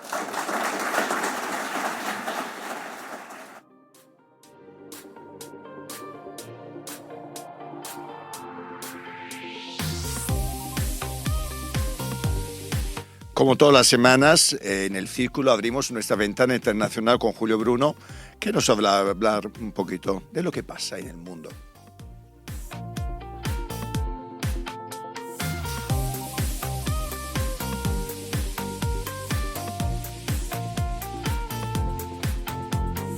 Hola, Euprepio. Pues una vez más estoy aquí contigo y con todo el equipo del Círculo Independiente para hablar de noticias internacionales que me han llamado especialmente la atención. La verdad que estos últimos días hemos tenido muchas. Voy a empezar por el último debate del presidente Biden con el expresidente Donald Trump, que todo el mundo estaba esperando. Este debate pre-elecciones es la primera vez que se hace tan pronto, en junio, y se hizo porque el Partido Demócrata de Biden lo pidió. Desgraciadamente, lo que no se esperaban era que Biden no estuviera en su mejor día. De hecho, estuvo posiblemente en su peor día. Vimos a un Biden cansado, confuso, que no terminaba ciertas frases y lo que hizo fue confirmar lo que el Partido Republicano y en particular Trump lleva diciendo durante todo este año. Por su parte, Trump, como no tenía audiencia, pues estuvo como bastante comedido para lo que es él. Por supuesto, mentiras cada 2 o 3 minutos, si no más. Y al no tener una audiencia, quizá pues, le notaban un tono más normal, ¿no? Y dejaba que Biden pues realmente se metiera él solo en su propio pozo. Mi reflexión aquí es que si estas dos personas son lo mejor que nos puede ofrecer Estados Unidos a los votantes norteamericanos, entre los que me encuentro, es bastante triste. Por una parte tenemos a un criminal convicto, Donald Trump, y por otra parte tenemos de 78 años, y por otra parte tenemos al presidente de 81 años, que objetivamente ha llevado a cabo una buena presidencia con muchas leyes que han pasado, pero eso ya no importa. En las guerras culturales en las que vivimos e ideológicas, aquí es, si no estás conmigo, estás contra mí, y lo de Estados Unidos se está convirtiendo casi en una batalla campal. Además, a esto ha ayudado la sentencia de ayer, o antes de ayer, de la Corte Suprema de Estados Unidos, que básicamente ha declarado que todos los presidentes, antiguos y por supuesto futuros, tendrán inmunidad parcial en actos cometidos o situaciones cometidas durante su presidencia. Eso quiere decir que si es un acto oficial en lo que el presidente, por ejemplo, ha más o menos preparado o pedido que vayan a manifestarse o entren en el Capitolio en una especie de intento de golpe de Estado, que eso, como es un acto oficial, no pueda ser sometido a juicio.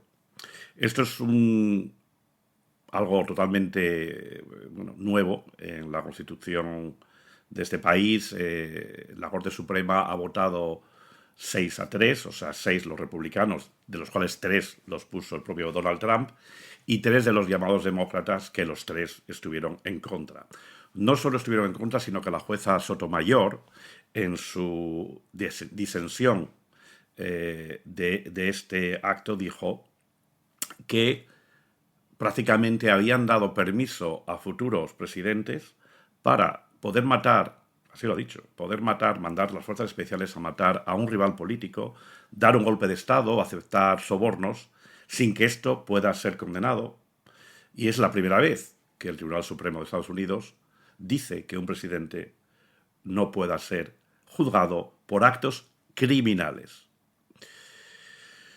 ¿Qué significa esto? Pues lo vamos a ver en los próximos meses. Por lo pronto, los 3 casos pendientes de Donald Trump pues, van a estar revisados con una lupa, porque todo lo que sea oficial no puede ser considerado como evidencia, quiere decir, todas las discusiones entre sus equipos durante su presidencia. Y esto implica que el caso que ya ha perdido, los 65 casos que ha perdido Nueva York, ya han pedido que se revise. Yo no sé si el juez lo va a aceptar, porque el juez tiene que dictar sentencia el 11 de julio. Aún así, él va a decir, bueno, pero es que mucha de la evidencia que se presentó era evidencia que como presidente. Con lo cual, según la Corte Suprema, esto no debería ser así. Yo no sé si esto lo va a aceptar el juez o no, porque esto es un caso que ya se ha cerrado, un caso además con jurado público, pero ahí estamos. Si esto empieza a estar más, se retrasa más en el tiempo, claramente de los otros 3 juicios pendientes, ninguno va a llegar a tiempo, digamos, antes de las elecciones, y uno se puede imaginar que si las elecciones las ganara, como puede ser el caso de Donald Trump, que estos casos pues, desaparezcan, y como además ahora tendrá inmunidad, podrá pedirle a su Departamento de Justicia que todo esto se borre y ya está, y que él se puede perdonar a sí mismo.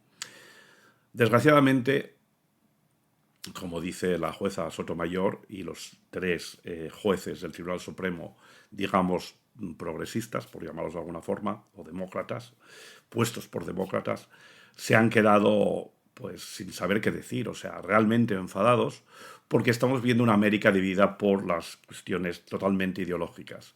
Y así no se puede ir a ningún sitio. De hecho, parte de su electorado ya ha empezado a decir que ahora tienen que juzgar a Biden y a los anteriores y que los metan en la cárcel. Otra vez, acordaros de querían poner a Hillary en la cárcel y esas cosas, que no había ninguna razón, más que ellos decían a la cárcel. El único que parece que podía ir a la cárcel era Donald Trump. Desgraciadamente, así es la vida ahora. Y pensar una cosa.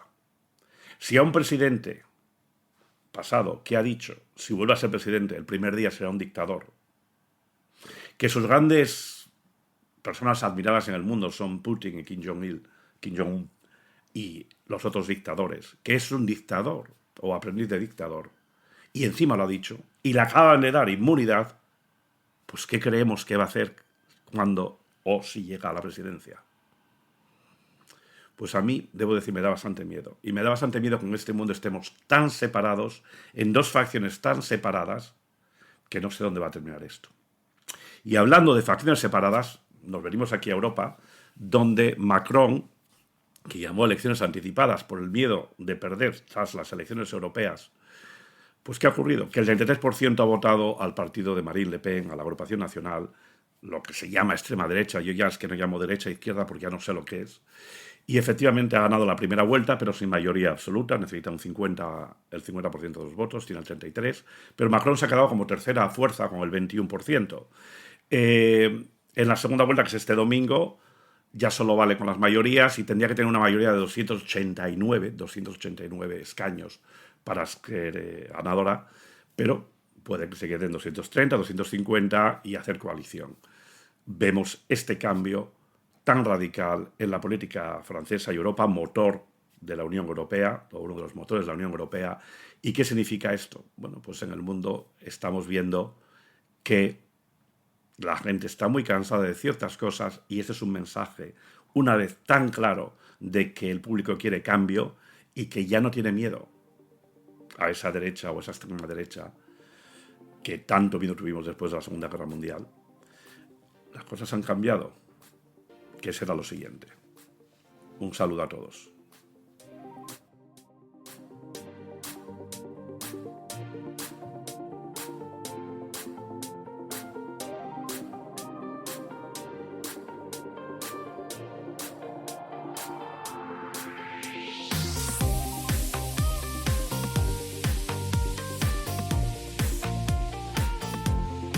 Bueno, supongo que hoy ha sido un programa muy entretenido, nuestra entrevista con Yolanda Díaz, con José Manuel Margallo, con su mujer Maribel Barrero, que muchos no conocéis, pero realmente habéis visto que es súper interesante, también la intervención de Julia del Valle, de Toño Abad, en fin, programa lleno de emociones, de noticias, de actualidad y por supuesto de mucha diversidad.